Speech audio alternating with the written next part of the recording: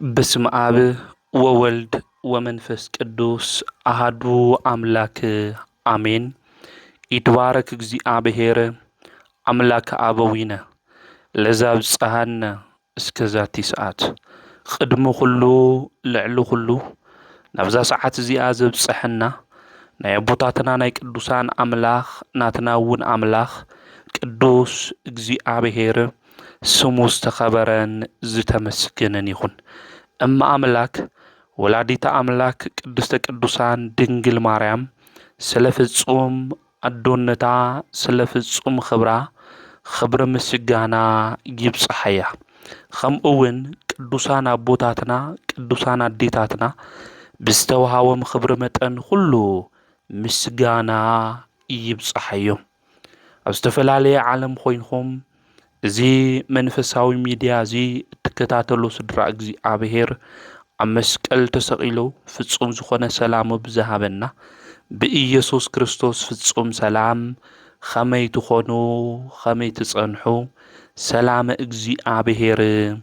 ምስ ኩላትኩም ይኹን። እንኳዕ ናብ ቅድስቲ ስላሴ ወርሓዊ በዓል ብሰላም ኣብጽሕኩም ኣብጽሕና። እግዚአብሔር ሰናይ ፍቃድ ንለሙዓንቲ እንመሃሮ ናይ ትምህርትና ርእሲ ዝኸውን ደቀ መዛሙርተይ ግበርዎ። እዚ ቃል እዚ ዝተናገረ ሰማያት ብስንዝር ዝልክዕ ዓለም ድማ ኣብ ማእኸል ኢዱ ዝሓዘ ኣቦናን ፈጣሪናን መድሓኒትናን ኢየሱስ ክርስቶስ እዩ። ንሽሙ ኣፀዋውዓ ክብሪ ምስጋና ይብፅሓዮ እሞ ብፍላይ ድማ ንደቀ መዛሙርቱ ትእዛዝ ክህቦም እንተሎ ወንጌል ማቴዎስ ምዕራፍ 28 ቁፅሪ 20 ክናንብብ እንተለና ከምዚ ኢልዎ እምበኣር ኺዱ እሞ ንኹሎም ኣሕዛብ ብስም አብን ወልድን መንፈስ ቅዱስን እናጥመቕኹም ነቲ ኩሉ ዝኣዘዝኩኹም ምእንቲ ንክሕልውዎምን እናምሃርኩሞም ደቀ መዛሙርተይ ግበርዎም እዩ ዝብል። ስለዚ ናይ ጎይታ ደቀ መዝሙር እንምዃን ብኣብ ብወልድ ብመንፈስ ቅዱስ ምጥማቕ ከምኡውን እቲ ዝኣዘዞ ምሕላውና ከምኡውን ጎይታ ዘምህሮም ትምህርቲ ኣብ ልቢ ሒዝካ ምፍጻም ደቀ መዝሙር ንምዃን መስፈርቲ ምዃኑ ኣብዚ ቅዱስ ቃል እዚ ይነግረና።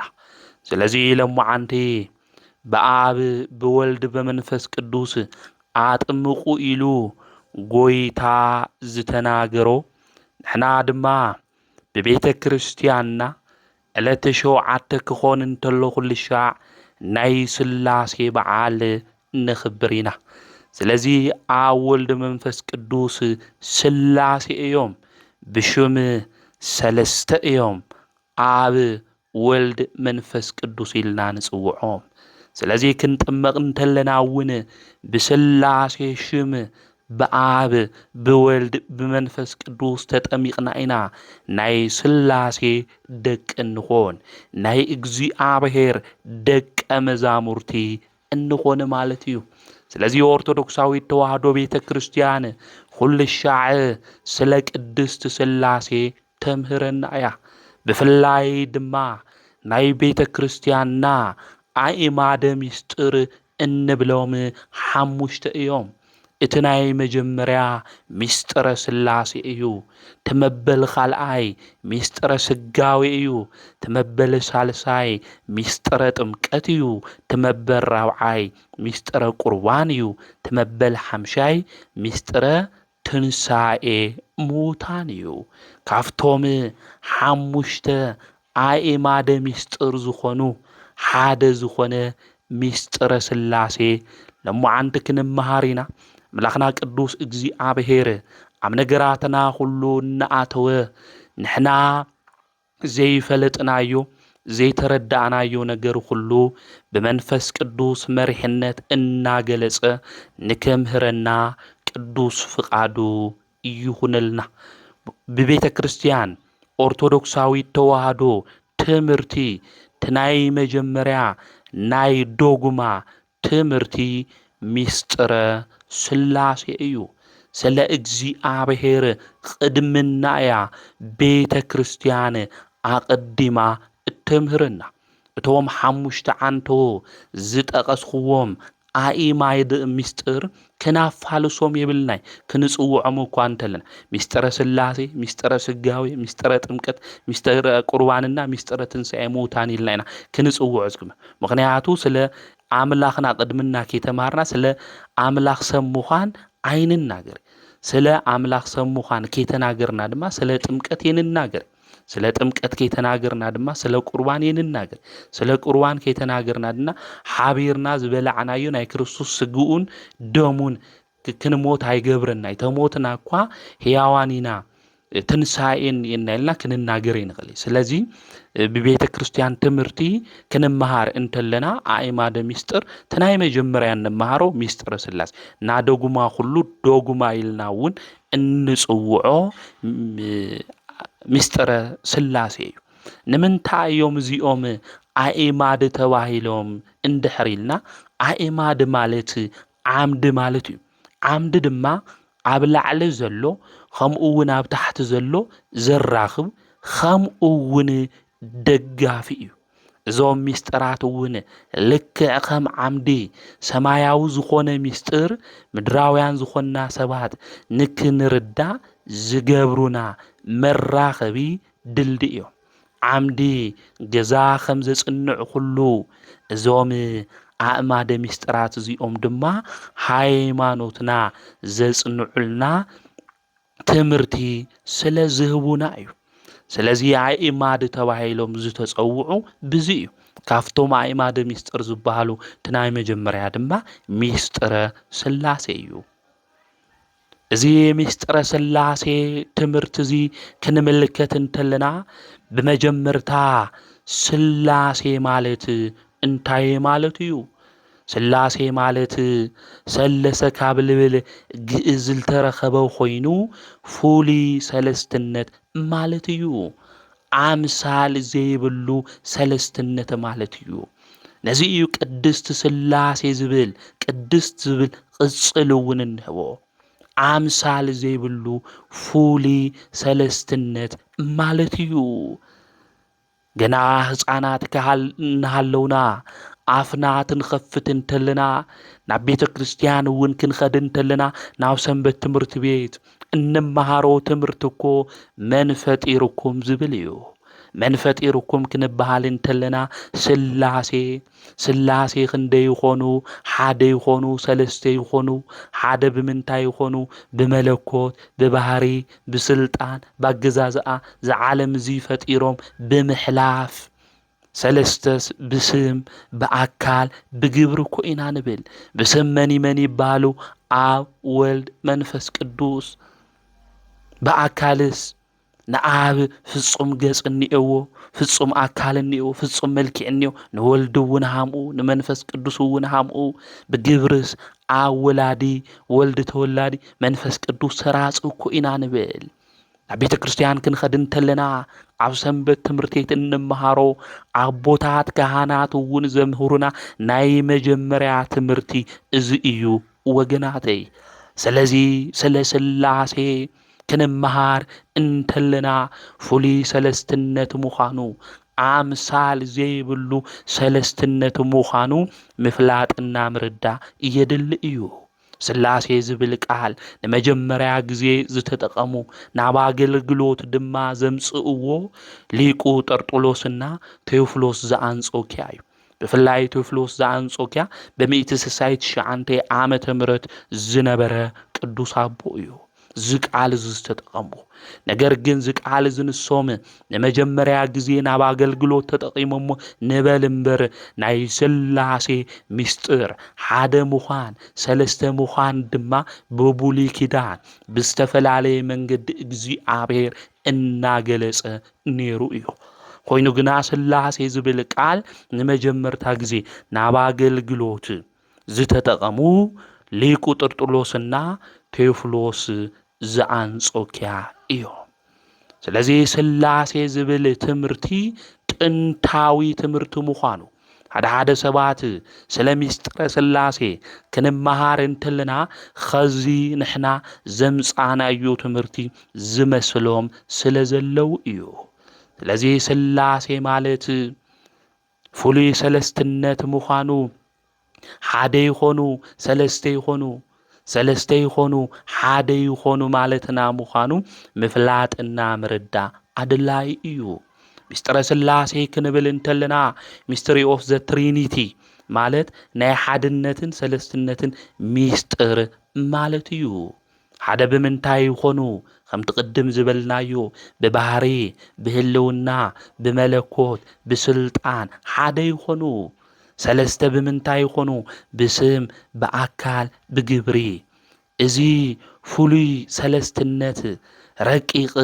ዝኾነ ሚስጥር ብሰብ ኣእምሮ ዘይምርመር ስለ ዝኾነ እዩ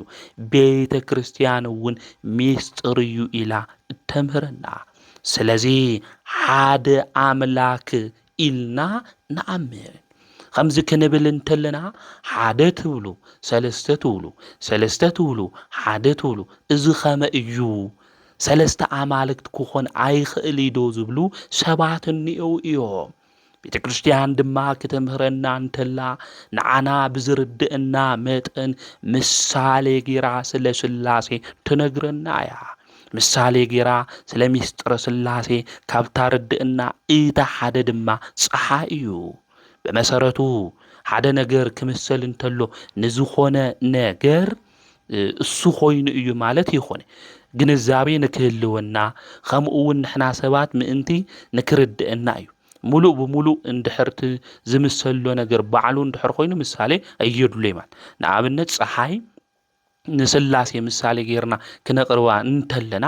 ንዓና ንደቂ ሰባት ምእንቲ ክርድአና እዩ። ግንዛቤ ምእንቲ ክንፈጥር እዩ ብቐሊሉ እምበይ ፀሓይ ለቱ ሰባት ስላሴ እያ ማለት ግን ይኾነ ማለት ሓደ ሰባት ሃምኡ ገይሮም ዝሓስቡ ሰባት እንዩ ማለት ንኣብነት ፀሓይ ክንሪኣ እንተለና እኮ ሰለስተ ነገር እኒአዋ። ክበብ እኒኣ ዝሩብ ይኾንቲ ክበብ እኒአዋ በዓላታ ፀሓይ እኒኣ ሙቆት እኒአዋ ብርሃን እኒአዋ ማለት እዩ።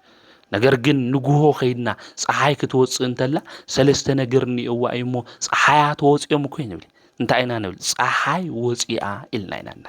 ኣብ ፀሓይ ሰለስተ ነገር ሃምለሎ ኩሉ ስላሴ እውን ብስም ብግብሪ ብኣካል ሰለስተ እዮም።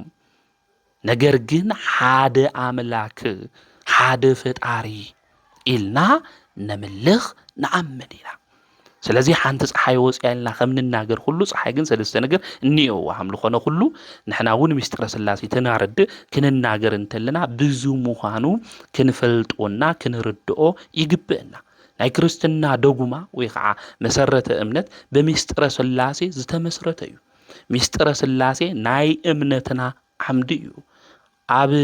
ድሕነት ትምህርቲ ውሽጢ እውን ቀዳማይ ብርኪ ወይ ከዓ ደረጃ ዝሓዘ ሚስጥረ ስላሴ እዩ። ክርስቲያን ኩልና ዝተጠመቕና ብስላሴ እዩ። ናይ ትምህርትና ርእሱ እውን እዚ እዩ። ብኣብ ብወልድ መንፈስ ቅዱስ እናጥመቕኩም ደቀ መዛሙርተይ ግበሩ እዩ። ስለዚ ሓደ ሰብ ንክድሕን መጀመርያ እንታይ ክገብር እኒኦ ክጥመቕ እኒኦ ናይ ስላሴ ወዲ ክኾን ይግብኦ ማለት እዩ። ስለዚ ናይ ድሕነትና ትምህርቲ እውን ክነምህር ተለና ናይ ቀዳማይ ደረጃ ዝሕዝ ሚስጥረ ስላሴ እዩ ማለት እዩ። ናይ ኣምልኾትና መሰረትና እውን ሚስጥረ ስላሴ እዩ። ኣብ ኣገልግሎትና ክንጅምር እንተለና በስመ አብ ወወልድ ወመንፈስ ቅዱስ ኮይና ንብል ኣሃዱ ኣምላክ ኣሜን ኮይና ንብል ኣብ ወልድ መንፈስ ቅዱስ ሽሞም ንፅውዕ እሞ ሰለስትነቶም ዝተናገርና ሓደ ኣምላክ ኣሜን ኢልና ሓድነቶም ሰለስትነቶም ና ስላሴ ንናገር ማለት እዩ። ኣገልግሎትና እውን ምስ ወዳእና ስብሃት ለኣብ ስብሃት ለወልድ ስብሃት ለመንፈስ ቅዱስ ኢልና ኢና ንፍጽም ማለት ንኣብ ምስጋና ይግብኦ ንወልድ እውን ምስጋና ይግብኦ ንመንፈስ ቅዱስ እውን ምስጋና ይግብኦ። ስለዚ ናይ ኣምልኮትና መሰረት እውን ስላሴ እዩ። ንዚኢና ስለ ሚስጥረ ስላሴ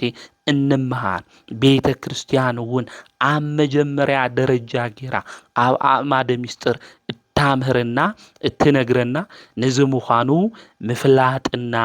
ምርዳእ የድሊ እዩ ስላሴ ክንብል እንተለና ብፍላይ ድማ ናይ ሓድነት ሹምኒ ፈጣሪ አምላኽ ጎይታ መለኮት እግዚአብሔር ጸባኦት አዶናይ ኤልሻዳይ ክንብል እንተለና ናይ ሓድነት ሹሞም እዩ ማለት እዩ ስላሴ ናይ ሓድነት ሹሞም ዝምዃኑ ምፍላጥ ምርዳእ የድሊ ካሊእ ስላሴ ብባህሪ ረቂቃን እዩ ረቂቃን ንኣብነት ንፋስ ረቂቅ እዩ የንርኡ ክነፍስ እንተሎ ኢና እንፈልጦ ማለት ንፋስ بعيننا ስለራአና ይኹን አይኮን አይ ንፋስ አካልኒ እውን ነገር ግን ትንፋስ አነ እየ ዝብል ግብረ መልስ ለአና ስለለበናይ ንፋስ ረቂቅ እዩ ካብ ንፋስ ድማ ነፍስ ትረቅቕ ካብ ነፍሲ ብልዓለ ድማ መላእክቲ ይረቁ ካብ መላእክቲ ብልዓለ ድማ ናይ መላእክቲ ሓሳብ ወይ ከዓ ህሊናኦም ይረቅቕ ካብ መላእክቲ ህሊና ብልዓለ ድማ መን ይረቅቕ ስላሴ ይረቅቕ ስለዚ ስላሴ ረቂቃን እዮም ማለት ስላሴ ረቂቃን ምዃኑ ስላሴ ረቂቃን እዮም ክንብል እንተለና ደግሞ ስላሴ ኣብ ሁሉ ዓለም ዝመልኡ እዩ ሙሉ በኩልህ እዩ ኣብ ሁሉ ቦታ ነው ስላሴ ዘለውሉ ቦታ የለይ ማለት እዩ ኣብ ናይ ሃይማኖት መሰረት ጸሎትና ትንጽልይ ተለና ታይና ንብል ዝራእይና ዘይራእይ ዓለ ፍጥረታት ለፈጠረን እግዚአብሔር አብ ነብልና ኢና ነምስግን ማለት እዩ ስለዚ ዝራእይም ዘይራእይ ዓለም ለፈጠሩ ስላሴ እዮም ማለት ስለዚ ስላሴ ኣብ ሁሉ ቦታ ታየ ሙሉ እዮም ማለት ኣብ ሁሉ ቦታ ስላሴ ዘይለውሉ ዓለም ስላሴ ዘይለውሉ ቦታ ከምዚ የለ ምፍላጥ ምርዳእ የድል ስላሴ ቅድመ ዓለም ዝነበሩ ሕዚ ዘለው ዓለም ሕሊፎም ዝነበሩ ዘለዓለማዊ እዮም ማለት እዩ ዓለም ቅድመ ምፍጣሩ ስላሴ ኣብ መንግስቶም ነይሮም ስላሴ ድማ ይምስግኑ ነይሮም መን የምስግኖም ተይልና ባህሪዮም ንባህሪዮም የምስግኖም ነይሮም ማለት ስለዚ ስላሴ በባህሪዮም ምስጉን ምዃኖም ቅድመ ዓለም እውን ከም ዝነበሩ ሕዚ ዓለም ፈጢሮም እውን ዘሎ ዓለም ሕሊፎም ድማ ዝነበሩ ዘለዓለማዊ ምዃኖም ምፍላጥ ምርዳእ የድል ስለ ስላሴ ብግብሪ ሰለስተነት ሃመ እዩ ክንብል እንተለና ናይ ኣብ ግብሩ ወላዲ አስራጺ እዩ ማለት እዩ ስለዚ ናይ ኣብ ግብሩ መውላድ ከምኡውን መንፈስ ቅዱስ ካብኡ እዩ ሰሪጹ ወልድ ድማ ተወላዲ መንፈስ ቅዱስ ሰራጺ እዩ ከምዚ ክንብል እንተለና ኣብኮ እግዚአብሔር ወልድ አቡ እዩ ከምኡውን መንፈስ ቅዱስ ካብ እዩ ሰሪጹ ክንብል እንተለና ምቅድዳም ግን ይውል አብርሃም ንይስሐቅ አምልወለዶ ይስሐቅ ንያዕቆብ አምልወለዶ ምቅድዳም ሃምለለዎም ሃምኡ የሆነ ንኣብነት አንቶ ዝወልኹም ስለ ፀሓይ ከልዕለለኹም ንኣብነት ፀሓይ ክትወፅእ እንተላ ታ ፀሓይ ክንሪኣ እንተለና ብርሃና ንሪኦ ከምኡውን ሙቆታ ናባና ይመጽእ ማለት ስለዚ ፀሓይ ክትወፅእ እንተላ ብርሃና ዲ ቀዲሙ ሞጽእ ሙቆታ ወይስ ታ ፀሓይ ዲ ክንብል ተለና ታ ፀሓይ ክንርኢ ተለና ብርሃና ናባና ይመጽእ ሙቆታውን ናባና ይመጽእ ማለት ስለዚ ዛ ፀሓይ እዚኣ ኣብነት ክትኾነና ትኽእል እያ ማለት እዩ ስለዚ ክንፈልጦ ክንርድኦ ለግብአና ኣብ ወላዲ ስለልኾነ ወልድ ድማ ተወላዲ ስለልኾነ መንፈስ ቅዱስ ሰራጺ ስለልኾነ ምቅድዳም ከምዚ ይብሎም ምፍላጥና ምርዳእ የድሊ ምክንያቱ ብምህላው ባነባብራ ስላሴ ሓደ ስለዝኾኑ ማለት እዩ በአካል ከዚ አካል ክንብል እንተለና ፍጹም ገጽ ፍጹም አካል ፍጹም መልክዕ እዩ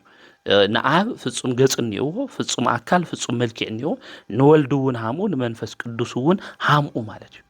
ናይ ስላሴ አካል ክንብል እንተለና ናይ ነፍስ አካልና ናይ መላእክት አካል ክንብል እንተለና ግን ብፍላይ ኣብ መዝገበ ቃላት ወግስ ክንርኢ እንተለና አው አለቃ ኪዳነ ወልድ ክፍሌ ፈልዩ ይነግረና እዩ አካል ክባል እንተሎ ንእግዚአብሔር ንመላእክትና ንነፍሲ አነ እየምባል ከዚ ለአብነት ነፍሲ አካልኒ እዋን አካል ሃመ እዩ ነፍስ ተይልና ግን አበ ያን ሃመ እዩ እንድሕሪልና የተሐዚየ ጭበጤ ድሰሲ ስለ ነፍስ ማለት ግን ነፍስ አነ እየት ብለና ተንቆንጨው ተለና አልሆነ ነገር ምናምን ትንሆን ተለና ነፍስ ሃምለላ ተነግረና ተረደእና ማለት ስላሴውን ብዙ መንገድ ኢና ክንርድኦ ዝግባ እና ስላሴ ኣብ ሁሉ ቦታ ሙሉአን እዮም ከምኡውን ሰፊሖም መሊኦም እዮም ናይ ስላሴ መልአትና ስፍሓት ሃመ እዩ ክንብል ተለና ካብ አርያም ብልዓለ ቁሞቶም ካብ በርባኖስ ካብ በርባኖስ ብታሕቲ መሰረቶም ካብ ኣድማስ እስካብ ኣድማስ ስፍሓቶም ተባሂሉ ኣይንገሪ ኣይምርመር ምክንያቱ ስላሴ ዓለም ይውስኑ እምበይ ዓለም ለስላሴ እንታይ ይገብሮሚ ኣይውስኖሚ ማለት እዩ ስለዚ ስለናይ ስላሴ ክንመሃር እንተለና ስላሴን ዓለም ይውስንዎ ምክንያቱ ናይዚ ዓለም ዝፈጠርት እዮም እምበይ ዓለም ንስላሴ ኣይውስኖሚ ምዃኑ እዚ ልቢልና ምስትውዓል የድል ካሊእ ስለ ምስጢረ ስላሴ ክንመሃር እንተለና ስለ ኩነት ክንመሃር እንተለና ኣብ ኩነቱ ተኣዩቴና ልብነት እዩ ናይ ወልድን ናይ መንፈስ ቅዱስን ልቦም ንሱ እዩ ወልድ ኩነቱ ተኣዩቶ ኢልና ቃልነት እዩ ናይ አብን ናይ መንፈስ ቅዱስም ቃሎም እዩ ማለት እዩ መንፈስ ቅዱስ ድማ ኩነቱ ተኣዩቶ ተባሂሉ ህይወትነት እዩ ማለት እዩ ንአብን ንወልድን ህይወት እዩ ማለት እዚ ማለት በሓደ ልቢ በአብ ይፈልጡ በሓደ ቃል በወልድ ይናገሩ በሓደ ህይወት በመንፈስ ቅዱስ ያው ኮይኖም ይነብሩ ማለት እዩ ነዚ እዩ ጎይታና መድኃኒትና ኢየሱስ ክርስቶስ እውን ኣብ ዮሐንስ ወንጌል ምዕራፍ 14 ቁጽሪ 11 ብፍላይ ክናገር እንተሎ ከምዚ ኢሉ እዩ ዝናገር ንአባርኤና ኢሎም ኣብ ዝሓተትዎ ግዜ ኣነ ኣብ ኣቦይ ምህላዊ ኣቦይ እውን ኣባይ ምህላው እመኑ እዩ ስለዚ ብህላዊ ሓደ እዮም ማለት ብህላዊ ሓደ ምዃኑ ስለዚ ናይ ስላሴ ኩነት ተኣዩት ንብል ተለና በአብ ልብነት ይሓስቡ ይፈልጡ በወልድ ቃልነት ይናገሩ በመንፈስ ቅዱስ ህይወትነት ድማ ህያው ኮይኖም ይነብሩ ማለት እዩ ስለዚ ኣብ ውሽጢ ወልድም መንፈስ ቅዱስም ንዮ ኣብ ወልድ ውሽጢ ድማ መኒ ንዮ ኣብ መንፈስ ቅዱስም ንዮ ኣብ መንፈስ ቅዱስ ውሽጢ ድማ ኣብን መንንዮ ማለት እዩ ወልድም ንና ብህላዊ ሓደ ምዃኖም ምፍላጥ ምርዳእ የድሊ እዚ እዩ እንዛ አሃዱ ሰለስቱ ወንዘ ሰለስቱ አሃዱ ይሴለሱ በአካላት ወይ ተዋህዱ በመለኮት ኢሉ ቅዱስ ባስልዮስ ዘእግዚአብሔር ዝነገረና ሓደ እዮም ክንብል ተለና ሰለስተ እዮም ክንብል ተለና ሓደ በአካላት ሰለስተ በመለኮት ድማ ሓደ እዮም ኢሉ ዝነገረና ንዚ እዩ ማለት ስለዚ ምስጢረ ስላሴ በዚ መንገድ እዚ ክንፈልጦ ክንርድኦ ይግብአና ማለት ስለዚ እግዚአብሔር ልብል ሽሙ እውን ክንጽውዕ እንተለና ናይ ስላሴ ናይ ሓድነቶም ሽሙ ኾነ እግዚ ክንብል ተለና እግዚ ማለት ጎይታ ማለት እዩ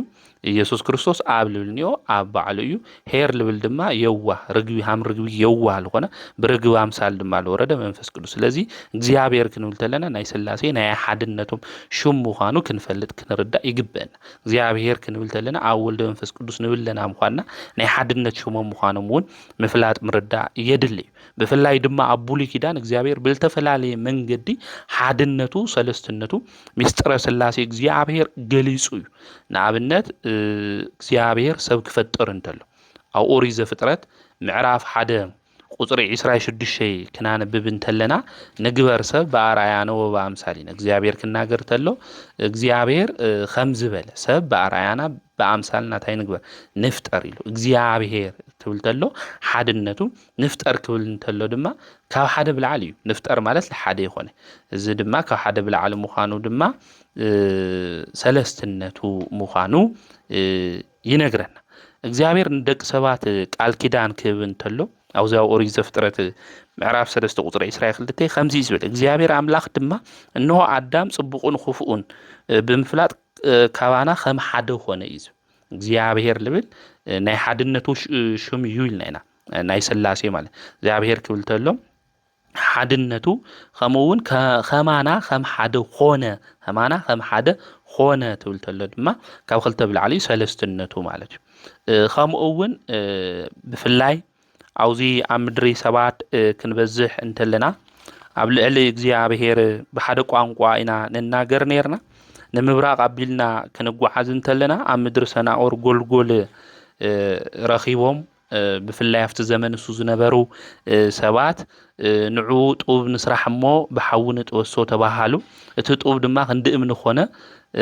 ከምኡ እውን ናብ ሰማይ ዝበጽሕ ንግበር ሹምና ድማ ነጽውዕ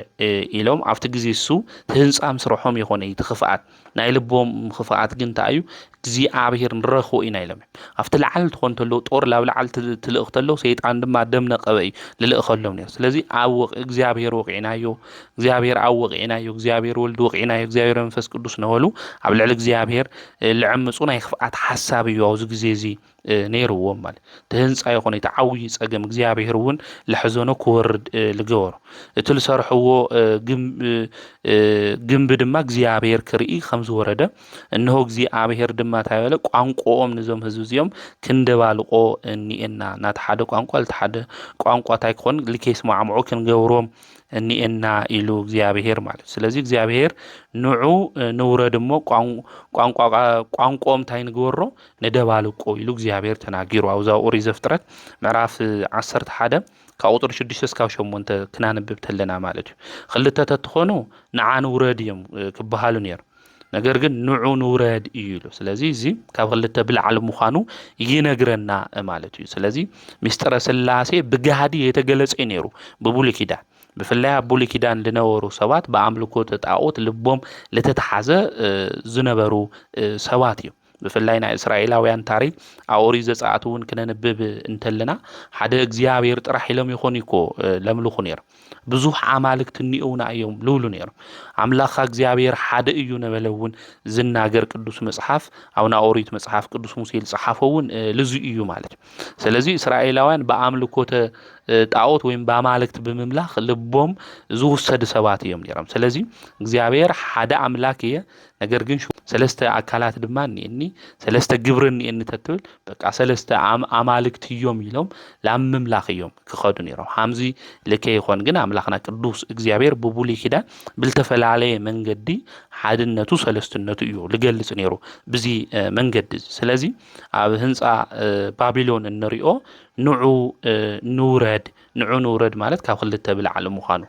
እዩ ካብኡ እግዚአብሔር እዩ ልናገር ለሎ እግዚአብሔር ሓድነቱ ንዑ ንውረድ ማለት ድማ ሰለስትነቱ እዩ ካሊእ ንኣብርሃም ኣብ ዝተገለጽሉ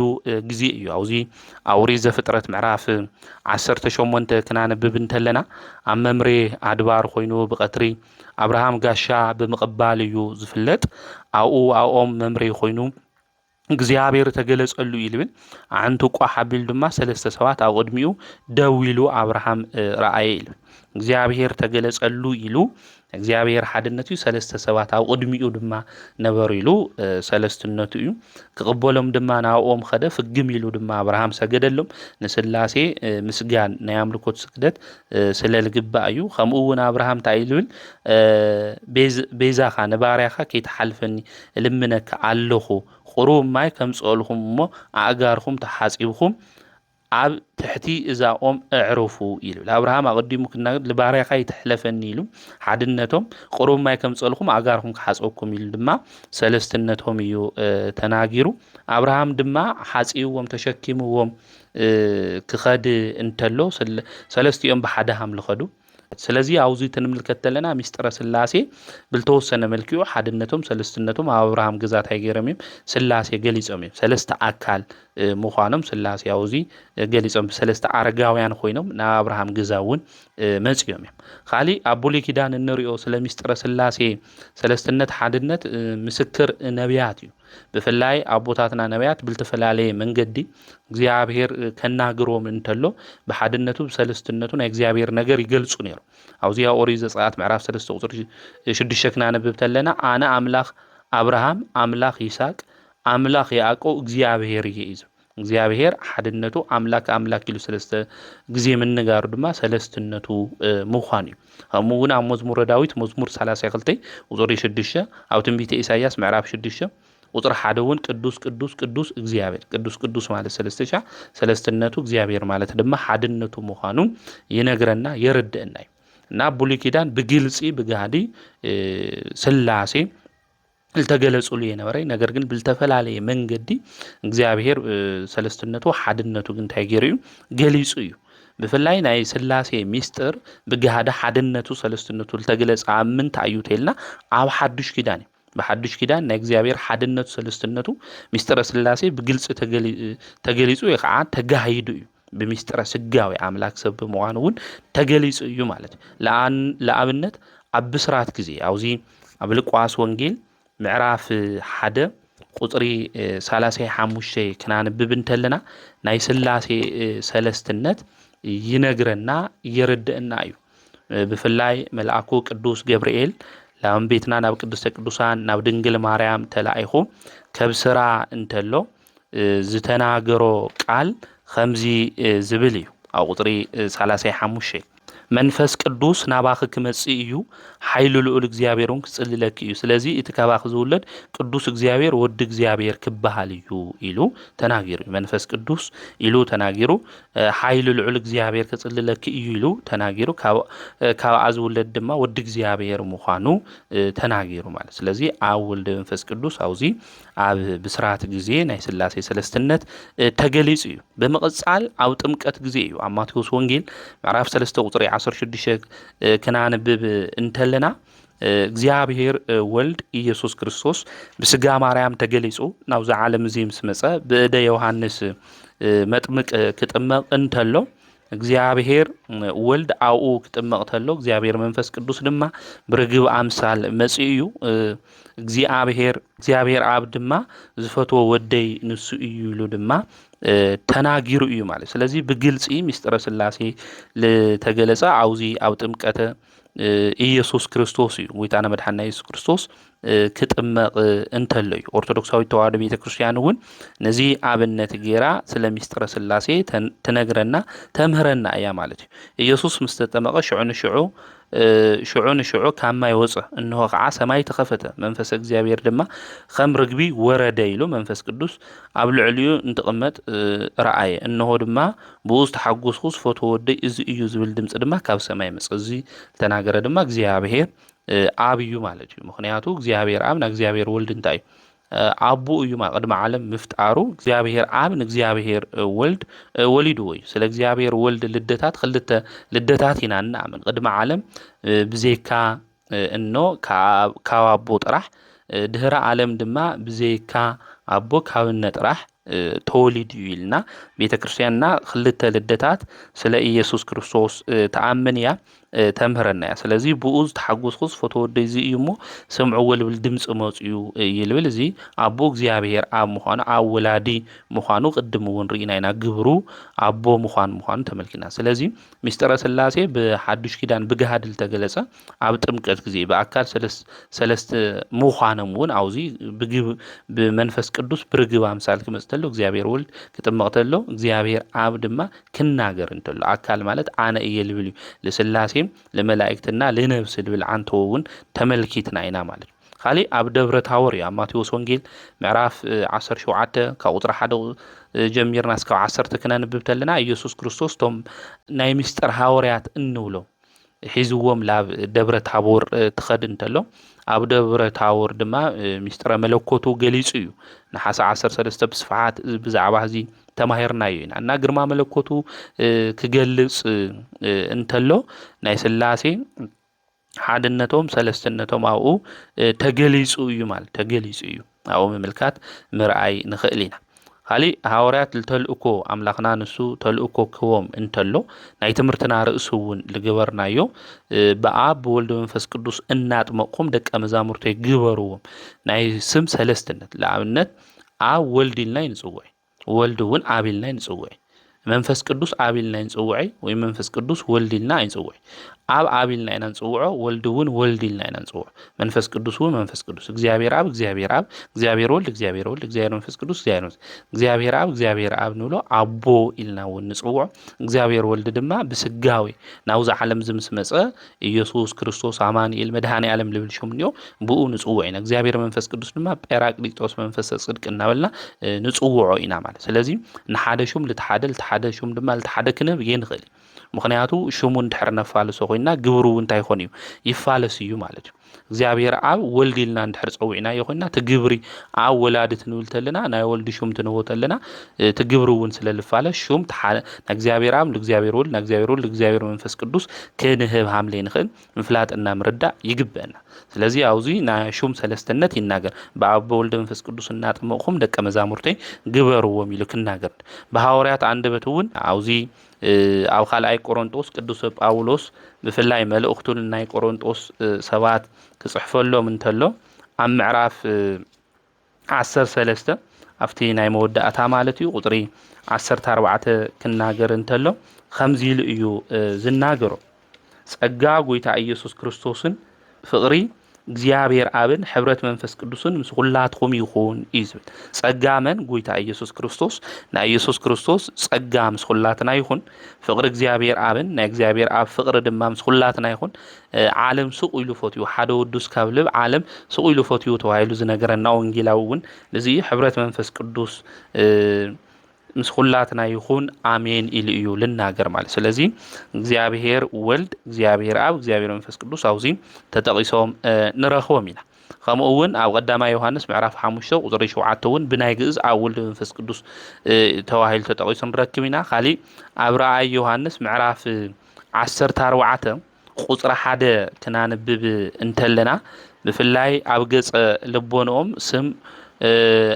ወላዲ ስም ተወላዲ ስም ሰራጺ ከምዝ ነበሮም ከምዚ ኢሉ ረአዩ ክርኢ እንተሎ ዮሐንስ ይነግረና ኣብዚ ኣብ ራእይ ዮሐንስ ምዕራፍ 14 ቁጥሪ 1 ብድሕርዚ እትበጊ ኣብ እምባ ጽዮን ደው ኢሉ ስሙን ስም አቡኡን ኣብ ግንባሮም ዝተጻሓፎም ይብል ከምኡ እውን ይልብል ኣብ ግዕዝ መጽሓፍ ኢሉ ነገረና ስም አቡኡን ስም መንፈስ ቅዱስን ኢሉ ነገረና ስለዚ ስም አብ ወልድ መንፈስ ቅዱስ ኢሉ አውዚ ይነግረና ማለት ዝተጻሓፎም ናይ ስላሴ ደቂ ከም ዝረአየ ዮሐንስ ብራእዩ ይነግረና የረድእና ማለት ስለዚ ሚስጥረ ስላሴ በቡልይ ኪዳንም በሐዱሽ ኪዳን ዝተገለጸ ምዃኑ አምላኽና ቅዱስ እግዚአብሔር በቡልይ ኪዳን እውን ብልተፈላለየ መንገዲ ከም ዝገለጸ በሐዱሽ ኪዳን ድማ ብግልጺ ኣብ መጻሕፍቲ ከም ተጻሓፉ ኣቦታትና እውን ከም ዝጻሓፉልና መጻሕፍቲ እውን ይነግሩና ስለዚ ሚስጥረ ስላሴ መሰረቱ መጽሐፍ ቅዱስ ምዃኑ ምፍላጥና ምርዳእ የድሊ እዩ ማለት እዩ ካብቶም ሓሙሽተ ኣዕማደ ሚስጥር እንብሎ ሚስጥረ ስላሴ መሰረቱ መጽሐፍ ቅዱስ ኩሎም ኣዕማደ ሚስጥር እውን መሰረቶም መጽሐፍ ቅዱስ እዩ ካብ መጽሐፍ ቅዱስ ወጻኢ እውን ኦርቶዶክሳዊት ተዋህዶ ቤተክርስቲያን የተምህረና የትነግረና ሚስጥረ ስላሴ ዘረድኡ ሃምታ አንተ ወልኹም ምሳሌታት እንዩ ምሳሌ ማለት ምሳሌ ዘእያሐጽጽ ሙሉእ ይኾን ምክንያቱም ሙሉእ ክኾነ ይኽእል ምሳሌ ልትልምሰለሉ ነገር ሙሉእ ክኾነ ይኽእል ግንዛቤ ልክፈጥረልና ልክርድእና ብቀሊሉ እዩ ለአብነት ሰብ ብነፍሱ ሰለስተ ነገራት እንዩ ሰብ ልብኔና ንናገሪና ነተንፍሲና ልብነት እኔና ቃልነት ህያውነት እኔና ሰብ ካብ ሸውዓተ ነገር እዩ ተፈጢሩ ሰለስተ ባህሪያተ ነፍስ እንብሎም ልብነት ቃልነት ህይወትነት ወይም ህያውነት እዩ ማለት አንተውን ስለኩነት ተናገርተና ልብ እግዚአብሔር አብዩ ቃል ድማ እግዚአብሔር ወልዲ ህይወት ድማ እግዚአብሔር መንፈስ ቅዱስ ይልና ነገር ግን ሰለስተ ነገራት ኣብ ሓደ ሰብ ንኦት ንብል ተለና ሰለስተ ሰው ኮይኑ ማለት ይኾነ ሓደ ሰብ ኣብ ሓደ ሰብ ሰለስተ ነገራት ሚስጥረ ስላሴ እውን ሓደ አምላክ ንብል ተለና ሰለስተ ድማ በአካላት ይልና ድማ ነአምን ምዃንና እዚ ክንፈልጥ ክንርዳእ ይግበአና ከምኡ እውን አንተ ወሃም ትለለኹም ስለ ፀሓይ እዩ ፀሓይ ከበብ ኔዋ ብርሃን ኔዋ ሙቆት ኔዋ ከበብ አብ እዩ ብርሃን ድማ ብርሃንነቱ ወልድ እዩ ሙቆት ድማ መንፈስ ቅዱስ እዩ ስለዚ ዝሙኻኑ ክንርዳእ እንተለና ሰለስተ ፀሓይ ንብሊ ሓደ ፀሓይ ኢልና ንናገር ሰለስተ ነገር ድማ ኔዋ ካብ ፀሓይ ከበባ ብርሃና ሙቆታ ብዘይ ምቅድዳም ከም ዝርከቡ ከምኡ እውን ካብ አብ ወልድ ተወሊዱ ካብ ኣብ ድማ መንፈስ ቅዱስ ሰሪጹ ክንብል ተለና ብዘይ ምቅድዳም ብዘይ ምብልላጽ ምዃኑ ምፍላጥ ምርዳእ የድሊ ካብ ፀሓይ ኩነት ትንሪትና ብርሃና ጥራሕ እዩ ምስዓይንና ዝውሃድ ማለት ምስዓይንና ዝውሃድ ምስዓይንና ብርሃና ጥራሕ ከም ዝውሃድ ሁሉ ካብ ስላሴ እውን ብርሃን ዘበአማን ዝተባሃለ ኢየሱስ ክርስቶስ ጥራሕ ብዝተፈለየ አካሉ ናይ ሰብ ባህሪ ተዋሂዱ ስላሴ በመለኮት ሓደ እዩ ኢልኹም ተምህሩና ኮይኑ ግና ብልተፈለየ አካሉ ናብዚ ዓለም ዝመጽኡ ሰብ ዝኾነ እግዚአብሔር ወልድ እዩ ተባሂልና ድማ ኣብ ምስጢረ ስጋዌ ንምሃር ኢና እዚ ነገር እዚ ከመይ እዩ ዝብል ሕቶ ኩሉ ሻዕ እንልዕል ኢና ነገር ግን እግዚኣብሔር ወልድ ናብዚ ዓለም ዝመጽኡ ስጋ ማርያም ለቢሱ ተመላሊሱ ናይ ቤዛነት ስርሑ ሰሪሑ ናብ ሰማያት ዓሪጉ እዩ ስለዚ እግዚኣብሔር ወልድ ናብዚ ዓለም እዚ ስለ ዝመጸ ቃል ድማ ስጋ ስለ ዝኾነ ካብ ባህሪ ኣቦኡ ካብ ኣብ ካብ ባህሪ ሕይወቱ ካብ መንፈስ ቅዱስ ተፈልዩ ድዩ መጽኡ ወይስ ከመይ እዩ ዝብል ሕቶ ይለዓል እዩ እዚ ክንርድኦ ንኽእል ናይ ምስጢረ ሥላሴ ምሳሌ ጌርና ካብ ዘቕረብናዮም እቲ ሓደ ፀሓይ እዩ ንኣብነት ፀሓይ ክትወፅእ እንተላ ብርሃና ናባና ይመጽእ እዩ ብርሃና ናባና ክመጽእ እንተሎ እቲ ብርሃን ካፍታ ፀሓይ ተፈልዩ ኾነ ላባና ልመጽእ ስለዚ ብርሃን ዝተባሃለ ወልድ ኢየሱስ ክርስቶስ እውን ካብ ድንግል ማርያም ክውለድ እንተሎ ሰብ ክኾን እንተሎ ካብ ባህሪ ኣቦኡ ካብ ኣብ ካብ ባህሪ ሕይወት ካብ መንፈስ ቅዱስ ብመለኮት ንቕጽበት ኣይተፈላለየ ምኽንያቱ ብርሃን ተፈልዩ ካፍታ ፀሓይ ናባና ከም ዘይመጽእ ኩሉ እግዚኣብሔር ወልድ እውን ምስ እግዚኣብሔር ኣብና ምስ እግዚኣብሔር መንፈስ ቅዱስ ብመለኮት ዝተፈላለየሉ ቅጽበት ግዜ ከም ዘየለ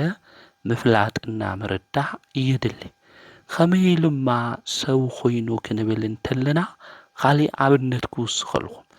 ብኩነት እግዚኣብሔር ኣብ ልቢ እዩ እግዚኣብሔር ወልድ ድማ ቃል እዩ እግዚኣብሔር መንፈስ ቅዱስ ድማ ሕይወትነት እዩ ኢልና ነርና ንኣብነት ኣክሱም ጽዮን ማርያም ኢለ ክናገር እንተለኹ ዝተናገርኽዎ ቃል ኣብ ወረቐት ኣብ ጽሑፍ ንጽሑፍ ኢና እዚ ዝተጻሓፈ ኣብ ጽሑፍ ለሎ ቃል ኣብ ልበይ ለሎ ብቃልነት ተናጊረዮ ብጽሑፍ ድማ ዝተጻሓፈ እዩ እቲ ኣብ ልበይ ለሎ ቃልነት ብኣፈይ ድማ ልናገሮ ለለኹ ካብ ልበይ እንታይ ኾነ የተፈለየ ማለት ኣብ ልበይ ለሎ ብቃለይ ልናገሮ ለለኹ ዝተጻሓፈ ኣብ ልበይ እውን እንዮ ብቃለይ እውን ተናጊረዮ ስለዚ ልብ እግዚኣብሔር ኣብ እዩ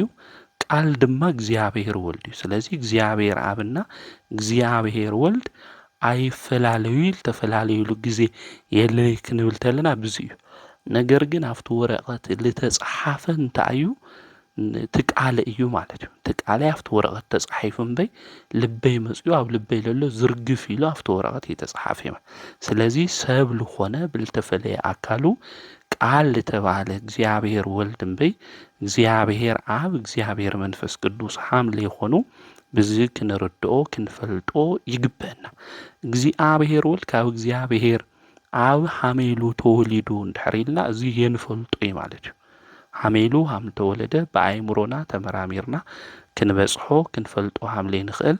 ሊቃውንተ ቤተ ክርስቲያን መጻሕፍትና ይነግሩና ይርድኡና እዩ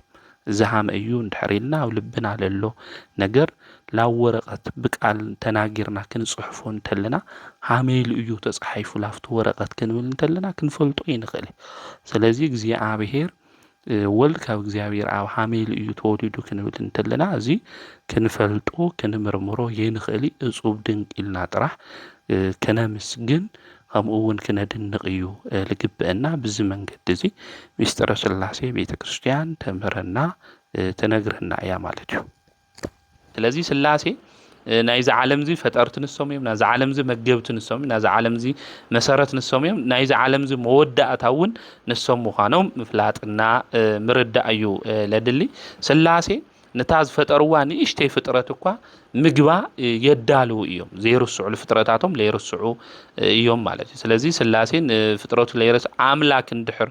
ኮይኑ ንዓና እውን ሃም ለይርስዕና ፈሊጥና ኩሉ ሻዕ ናብ ስላሴ ሓይልና ፀግዕና ስላሴ ጌርና ናብ ስላሴ አምላኽና ክንልምል ተባረኸ ዘመል ተባረኸ ግዜ